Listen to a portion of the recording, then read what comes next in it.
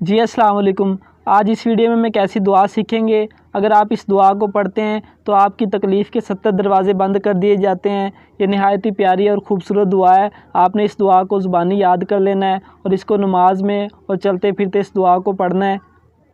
حضرت میقول رحمۃ اللہ علیہ سے مروی ہے، جو شخص یہ دعا پڑھے، دعا کے الفاظ ہیں لا حول ولا قوۃ الا باللہ۔ یہ آپ نے مکمل دعا یاد کر لینی ہے، جو دعا کا ترجمہ ہے برائی سے بچنے کی طاقت اور نیک اعمال کی قوت صرف اللہ تعالیٰ کی طرف سے ہے اور اس کے سوا کوئی پناہ گاہ اور جائے نجات نہیں۔ یہ دعا کے الفاظ ہیں۔ آپ جو بھی دعا پڑھیں آپ اس کی عربی کے ساتھ ساتھ اس کا ترجمہ پڑھ لیں گے تو دعا اچھی طرح سے یاد ہو جائے گی اور دعا کی تاثیر بہت زیادہ اچھی ہوگی۔ تو آپ نے اس کا ترجمہ بھی پڑھ لینا ہے۔